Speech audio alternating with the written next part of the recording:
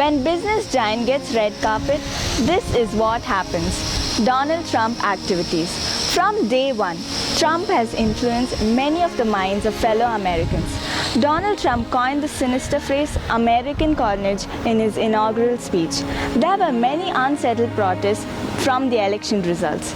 People bringing a sense of solidarity and determination to resist a backwards-looking agenda. Proving his power, he dismantled Barack Obama's legacy, formally scraping a flagship trade deal with 11 countries in the Pacific Rim. On day 6, he officially signed an order to build a wall on the Mexican border, and this faced a pure criticism. And the next data, Trump's press secretary said that President had decided to hit Mexico with a 20% import tax.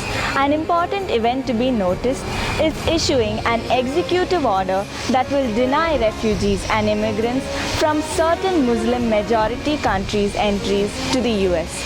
This obviously caused chaos in the city. After placing the crown on his own territory, he started to establish his regime throughout the world through real estate sector.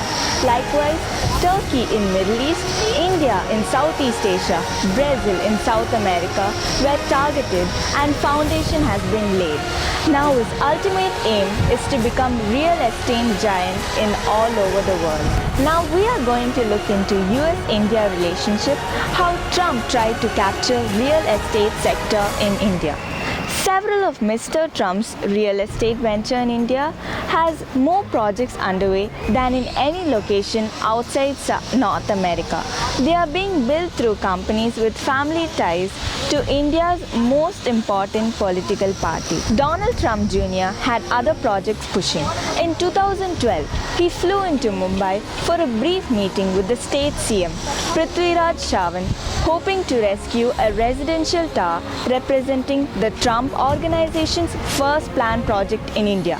He was hoping the CM Prithviraj Chavan would intervene on his behalf to get the permission needed. The participants recalled the meeting differently. Mr. Trump's partner Harish Mehta of Rohan Life Spaces said development regulations had changed, leaving the project in intermediate condition, and they hoped Mr. Chavan could formalize a policy so that the project could continue. Mr. Chavan said that in a 30-minute meeting, Mr. Trump and his partner were requesting a concession that could not be given. By the end of the meeting, in any case, it was fairly clear that the younger Mr. Trump's presence had not worked any magic. The project was shelved soon after. He thought that the name was so big we could bend backwards to satisfy him. But that was not the case, Mr. Chavan said.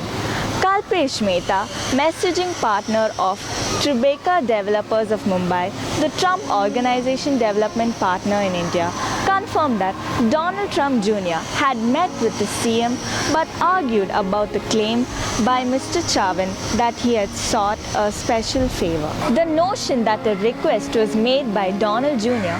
to waive any regulations is absolutely false, Mr. Mehta said. This statement points to a potentially serious ethical hazard for a US president who is a real estate person in India with 5 projects undergoing. Mr. Trump was operating much like other developers in India who join politicians either officially or unofficially to make the work done. They must obtain 60 permission and building permits from government officials. One of Trump's projects, Trump Towers Pune, is in fact under investigation by local authorities after another builder alleged that one of its permits was fraudulent. Panchit Realty, a building in Pune, was disputed that accusation, saying that permit in question was not required for the construction. In India, real estate is the main vehicle. Politicians and businessmen have used to invest so-called black money on which taxes have been paid.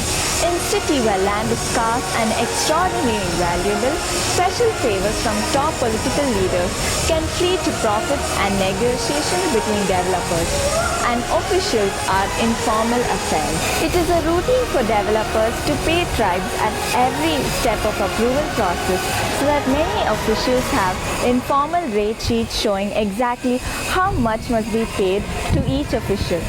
Another pitfall is that Donald Trump's partner in major projects are in some cases politicians themselves. The issue is that dual roles of Mr. Trump and his family would play Indian affairs, especially in real estate, which plays an important role in India's fast-growing economy. This is considered as an act of globalization of lobbying across countries and then trying to establish monopoly over real estate. By this, he established his industrial connections in India and wants to spread a monopoly situation in real estate sector in India. And this is not a healthy situation for democracy. Recently, Trump said, in theory, I can be president of the US and run my business 100%.